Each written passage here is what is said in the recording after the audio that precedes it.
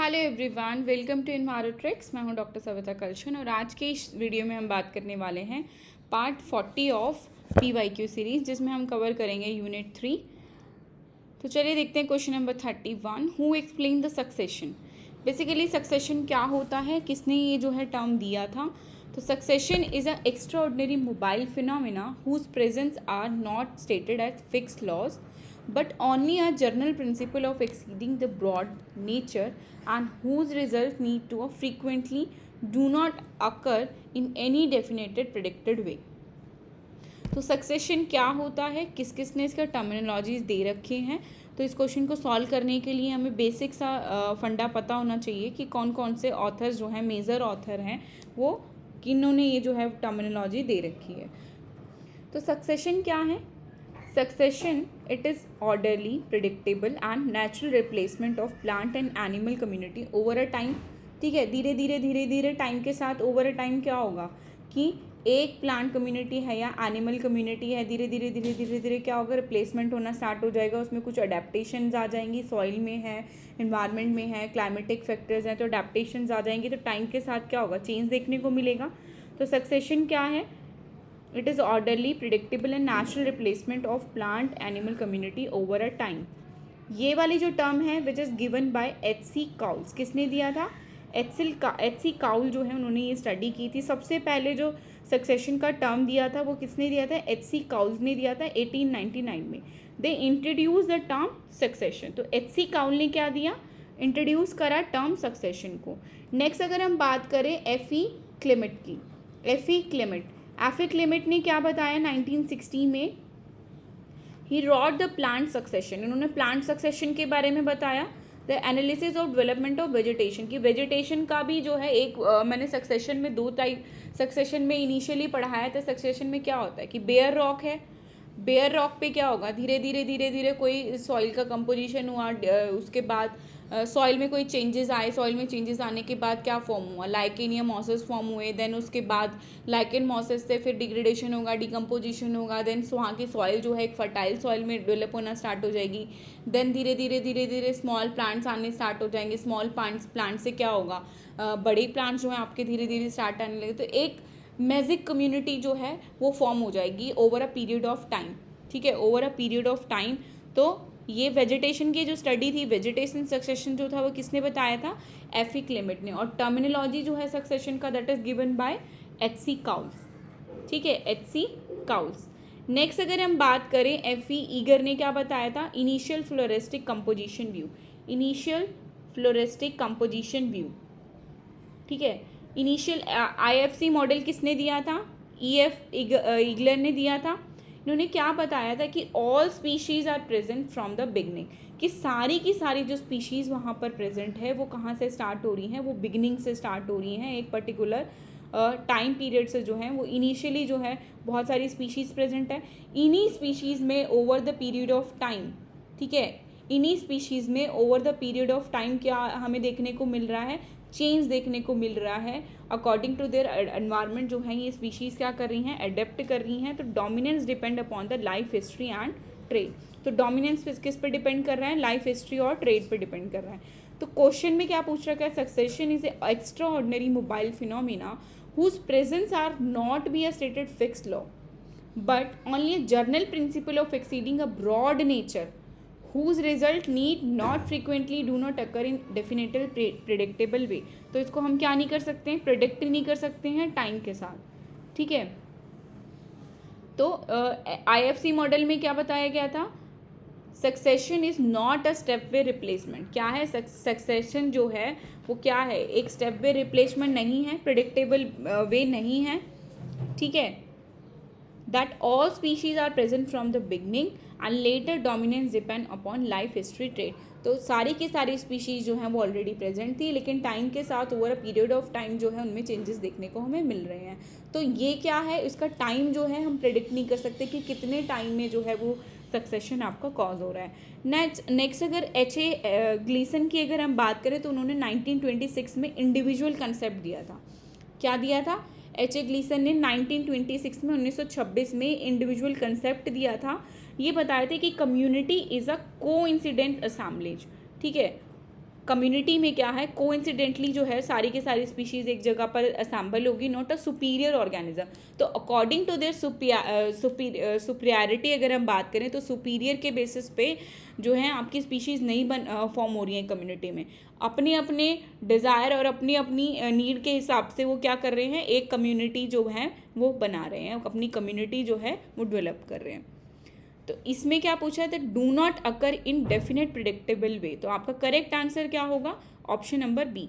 EF Egler IFC model जो है वो क्या बताता है हमें कि all argue the succession is not a stepwise replacement. Succession क्या है, स्टेप वे रिप्लेसमेंट नहीं है। नेक्स्ट क्वेश्चन देख लेते हैं, चूज द करेक्ट आंसर। इसमें से हमें करेक्ट आंसर बताना है। तो फॉस्फोरस अकर नेचुरली, फॉस्फोरस जो है आपका नेचुरली अकर होता है, ठीक है। फॉस्फोरस मैंने बताया था जब मैंने बायोजियोकेमिकल साइकिल्स पढ़ाई थी, तो मैंने फॉस्फोरस साइकिल के बारे में बताया हुआ है। अभी आप इसके लिए मैंने अलग से जो है वो थ्योरी लेक्चर्स रिकॉर्ड कर रखे हैं बायोजियोकेमिकल साइकिल्स के। तो phosphorus occur naturally in the rock, ठीक है। फॉस्फोरस जो है वो नेचुरली रॉक में प्रेजेंट होते हैं and release in water bye weathering. By the process of weathering जो है वो जाके एक रिवर में जो मिल जाते हैं। रिवर से वो क्या होगा, रिवर जो है वो आपकी ओशन में जाके मिक्स होगी, देन कंटिनेंटल शेल्फ पे आ जाएंगे, कंटिनेंटल शेल्फ से जो है हम इसको एक्सट्रैक्ट कर लेंगे, देन फॉस्फोरस जो है एटमॉस्फेयर पे दोबारा से हमारे पास आ जाएगा, ठीक है। तो फर्स्ट स्टेटमेंट करेक्ट है। P exists in orthophosphate and organically bound phosphate in a water. Yes, this is also correct. Phosphorus जो है वो ऑर्थोफॉस्फेट की फॉर्म में प्रेजेंट होते हैं, और प्लांट भी जो है वो अपटेक किस में करता है, इनऑर्गेनिक फॉर्म में जो है वो अपटेक करता है ऑर्थोफॉस्फेट की फॉर्म में, ठीक है। नेक्स्ट अगर हम बात करें तो dissolve inorganic phosphate is also referred as soluble reactive phosphorus. तो सॉल्यूबल रिएक्टिव फॉस्फोरस कौन सा होता है आपका, इनऑर्गेनिक डिजोल्व इनऑर्गेनिक फॉस्फेट, ये भी ठीक है। देन नेक्स्ट अगर हम बात करें, P is the limiting nutrient. P जो है वो एक्वाटिक इकोसिस्टम में क्या है, लिमिटिंग न्यूट्रिएंट है। It is difficult to differentiate between zooplankton, P bacterial, algae and inorganic phosphate. Yes, this is also correct, हम डिफ्रेंशिएट नहीं कर सकते। तो करेक्ट आंसर क्या होगा इसका, करेक्ट आंसर रहेगा आपका option number C, PQRST, all the above are the correct answer. Next अगर हम बात करें, the stress tolerant species shall be followed the life history strategy, ठीक है, कि स्ट्रेस टॉलरेंट स्पीशीज जो है उनकी लाइफ हिस्ट्री स्टडी क्या है वो हमें बताना है। देखो इन जनरल अगर हम बात करें कि स्ट्रेस टॉलरेंट स्पीशीज जो होती हैं वो क्या होती हैं, उनकी एज स्ट्रेटेजी जो है वो क्या रहेगी, आपकी ग्रोथ रेट अगर हम बात करें, ग्रोथ रेट जो है उनका स्लो रहेगा, क्योंकि रिसोर्सेज क्या रहेंगे, स्ट्रेस टॉलरेंट है ना, तो रिसोर्सेज क्या रहेंगे, लिमिटेड रहेंगे, तो ग्रोथ कैसी रहेगी, स्लो रहेगी। देन सीड प्रोडक्शन की अगर हम बात करें तो सीड प्रोडक्शन क्या रहेगा, अगर ग्रोथ स्लो है तो सीड प्रोडक्शन भी आपका लो रहेगा, है ना, स्मॉल अलोकेशन ऑफ रिप्रोडक्शन रहता है इसलिए। सीड साइज की अगर हम बात करें तो ऑफन लार्जर साइज, ठीक है, साइज क्या रहेगा आपका, large size of seed present होंगे to ensure the survival of few, जिसमें से कुछ जो हैं वो आपके सर्वाइव करेंगे। लाइफ स्पैन की अगर हम बात करें तो ये लॉन्ग लिव्ड होते हैं और पेरिनियल होते हैं।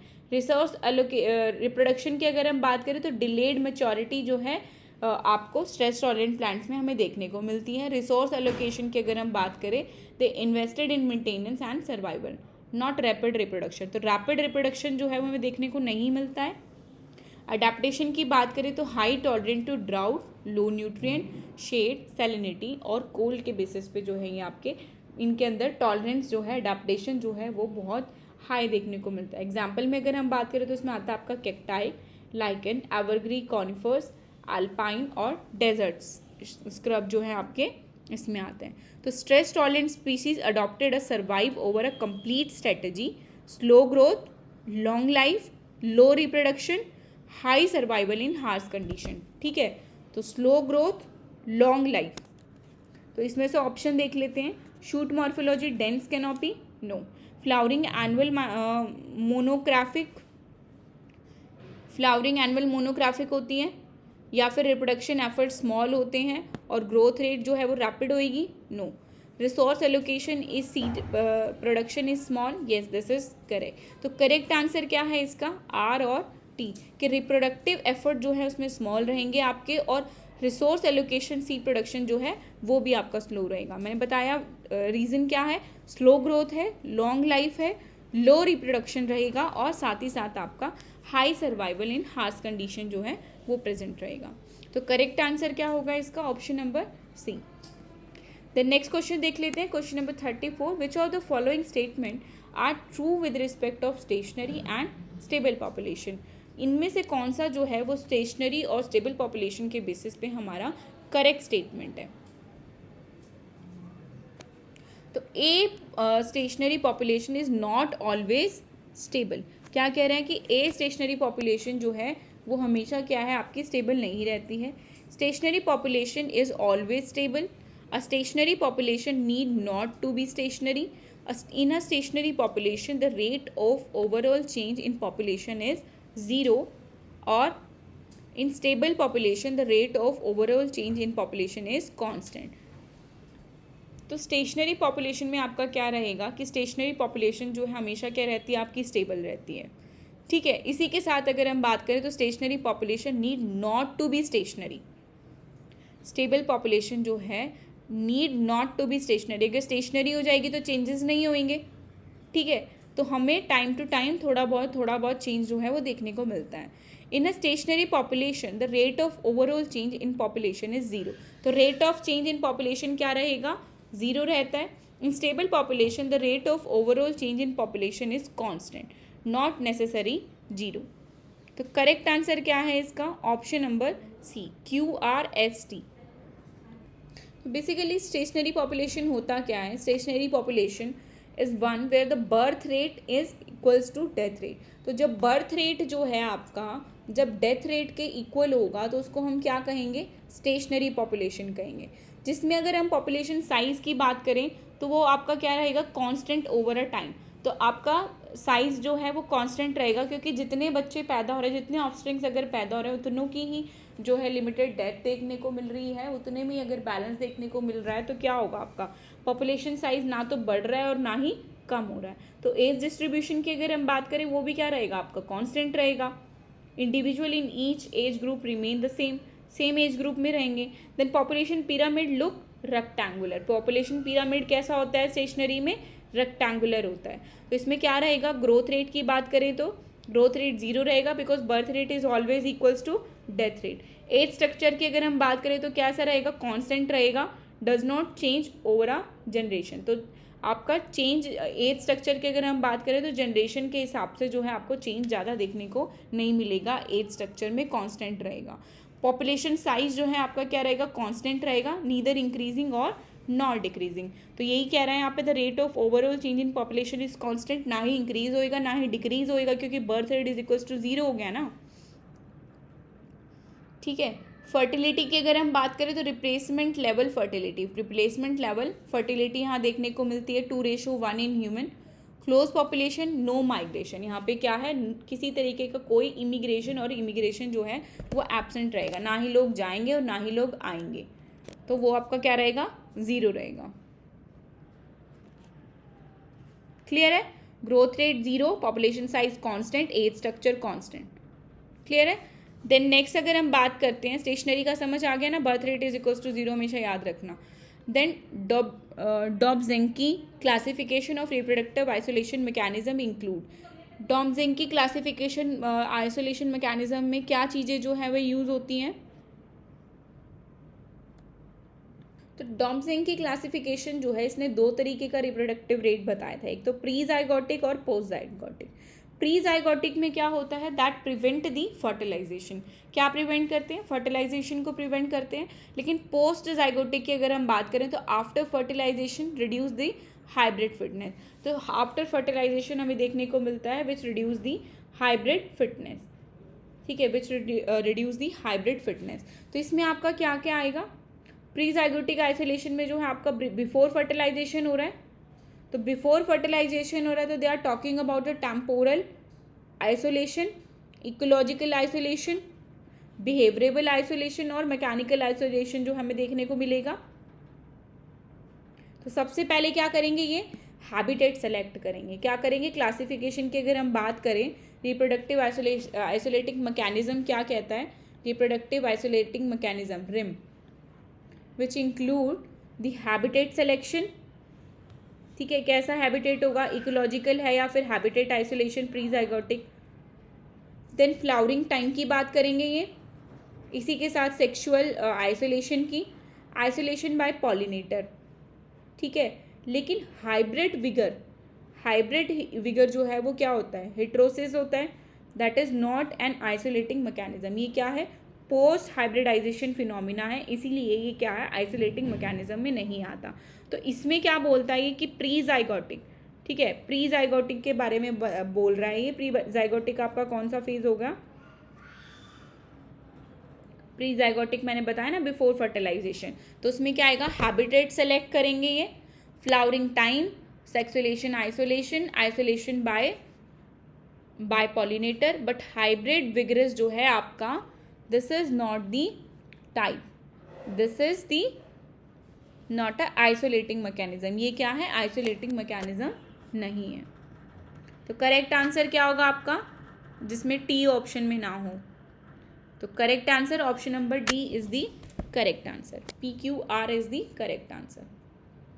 आज के लिए इतना ही। अगर वीडियो पसंद आए तो प्लीज़ लाइक शेयर सब्सक्राइब ज़रूर करें, और अपने कमेंट बॉक्स में अगर किसी भी तरीके की कोई क्वेरी है तो आप मुझसे पूछ सकते हैं। Thank you so much.